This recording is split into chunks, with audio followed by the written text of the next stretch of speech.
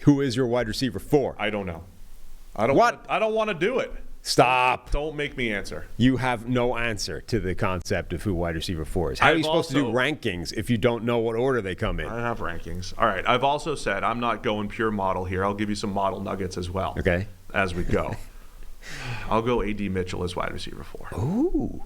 I like it. I think that is becoming – no, I think the consensus is Brian Thomas Jr. is wide receiver 4. I got to move him. You're going to move him up? I'm going to move Brian Thomas Jr. up. Let's talk Brian Thomas Jr. because I don't have him appearing in my list for a while. So, given that he is the consensus wide receiver 4, where are you putting him?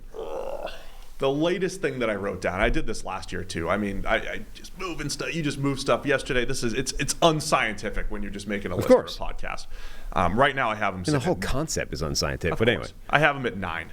9. And that is. I have him at 16. Oh, you're mean. You're mean. Well, let's talk about why, right? People are going to bring up our Zay. We were lower on Zay Flowers last year, and I'm not certain we were wrong about that. There's kernels of truth being right and being wrong. I think part of it was the Zay Flowers thing. I would say we were as high on. I think we had Josh Downs and Tank Dell higher than him. My order was. I had both of those guys higher. Yes, same. My order was Tank Dell, Josh Downs, Zay Flowers. Yeah, and I don't think Josh Downs or Tank Dell had a worse season. I certainly think Tank Dell was better than. Yeah, they had comparable seasons. Anyway, let's talk about Brian Thomas Jr. Go ahead. Right? What don't you like? He's the consensus wide receiver 4. Chris Sims has him as wide receiver 2, ahead of Marvin Harrison Jr. The talk on Brian Thomas Jr. is all kinds of hype. I have him at 16. You have him at, what did you say, 8? 9. 9. I might move him. So we're both way lower on him, even though you appear to be losing your bottle and bowing to the people. So I just watched a lot of his deep threats, and I'm like, maybe I undervalued him. To me, he's Marquez Valdez-Scantling, right? And he's Marquez Valdez-Scantling coming into the NFL in a time where I think that's slightly less valuable than it used to be, even if you got that exact player right out of the box. He's got size, he's got speed. Obviously, we saw that, it's measured. But his entire target reel is just like exploiting gaps in zone or open deep targets against like shell coverage. It's not real. Like there aren't that many of those in the NFL. We've just seen entire players get almost eradicated from the game because defenses are playing the types of coverage that shut those down. I don't see a ton of underneath yards after the catch ability. He's got some really bad drops. I don't think his ball skills are great, which again taps into the Marquez Valdez-Scantling thing. His career drop rate, 36th percentile. Yeah, it's over 10% as a drop rate for his entire career. That's bad. And I think it plays into the sort of overall ball skills. Like it's not the same as Quentin Johnston, but it's a flaw. It's a red flag. It's a negative in his tape. He's got every one of these guys who's got, a play somewhere where they show something that's different, right? He has an amazing yards after the catch play against Florida State, I think, where there's a sideline shot. Yeah, it's not even a broken tackle. It's like a sideline shot. It hits the zone, and he catches it and jumps inside almost in the same movement and takes 2 defenders out of the game and then just runs in for a touchdown. Amazing play. If there were more of those, like a lot more in his tape, I'd be more into Brian Thomas. But I just don't see what other people are seeing. I see size, speed, and vertical ability. That's about it. For the record, people are asking in the chat. I'll just say people. Brian Thomas Jr. is number 4 on the PFF draft board as far as receivers. Again, I said the top 3, Harrison Jr., Neighbors, and Adunze, 2, 4, and 6. And then at 27 overall on the draft board is Brian Thomas Jr. So the official PFF draft board, don't yell at PFF. Trevor. The official board has him at 27 and wide receiver 4. We just have him lower. For me, data-wise, the data doesn't love him because I look at entire career. He was a 1-year breakout player, essentially. And within the same offense, right? Like, people are starting to sort of say, Chris Sims, for example, right? He has Neighbors number 1, Brian Thomas Jr. number 2, and they're both ahead of Marvin Harrison Jr., right?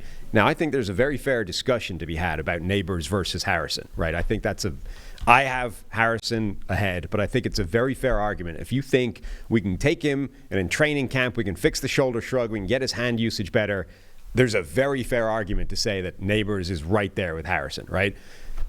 In the same offense, Malik Neighbors had a receiving grade last season of 93. Brian Thomas was 75. Neighbors averaged a clear yard per route run more than Thomas Jr. did.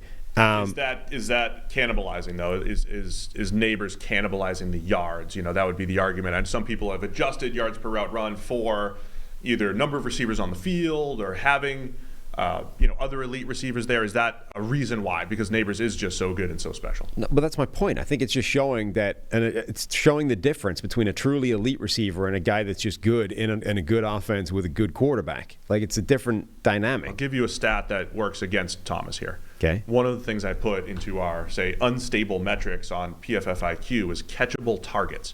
The meaning there being, if you're trying to isolate, are you playing with a good or a bad quarterback? Are you getting more opportunities with on-target throws? 97. I was surprised by this, given how much Brian Thomas Jr. goes down the field.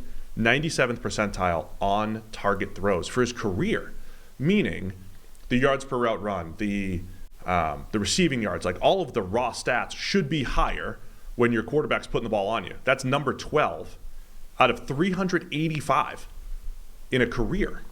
97th percentile. So Brian Thomas Jr., you would say is benefiting from good quarterback play, and those raw stats are not necessarily there for him. Yeah. To be clear, I don't think he's bad, right? I just think that the hype surrounding him is kind of out of control, and I think he's average. So but I think he's the type of player that I should like, though, Sam. He is he's your new Will Fuller. Yeah, I mean, he is a deep threat. I know there's a couple of these guys. I mean, makes perfect sense why you're putting him up the board. You could say he's a bigger. We're gonna talk about Xavier Worthy and his speed, and I know you like more of Xavier Worthy's game than just the fact that he ran a 4.21. Yeah. But Brian Thomas Jr. brings similar big playability there. This is going to be an unfair comp because of what he's done, and it's unfair because it's number 11. Demarcus Robinson. I got Demarcus Robinson vibes watching Brian Thomas Jr. only because I think Demarcus Robinson, former Chiefs, current Rams wide receiver, has had some highlight reel plays in his career. But he's been it's just so inconsistent. Drops and bad routes or whatever it is. And Brian Thomas Jr., I think the body catching, the drop rate leads to inconsistency. I don't think he's the crisp route runner necessarily. I think he's a deep threat. I think he's similar to your guy, Jonathan Mingo, from last year. Wow, you had to go there, huh? Yeah. You should like him as much as you like Jonathan Mingo. I think he's very different than Mingo.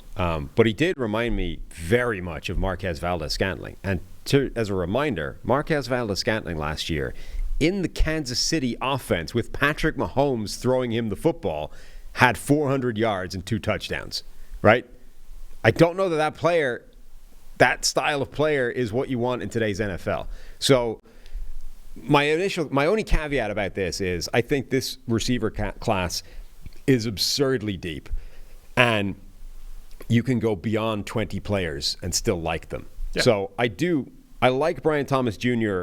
in abstract terms, in that 16th in my rankings is not in a bad area, right? They're the 2 guys either side of him. I like those guys. The guy 2 receivers below him, I still like him as an option. Like, those are guys that I like as players that can become useful NFL receivers.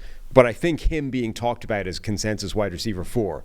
I mean, it's consensus, so who the hell am I to argue? But I disagree. I disagree vehemently. Yeah, and look, we're at wide receiver 4. I think we're at the point where it becomes a flavor thing, and what do you like? I mean, the top 3 guys, I think we all agree, can be quote-unquote wide receiver 1, win at all levels of the field, win down the field, win after the catch. They can do it all. Yeah, I don't think Thomas can. So starting now, for me, wide receivers 4 through a million here are going to be, what type? Is this a yak guy? Is this a good route runner? Is it an intermediate threat? Is it a deep threat? Brian Thomas Jr., I think a solid deep threat who's not going to be as polished all around, but there's obviously value to his game.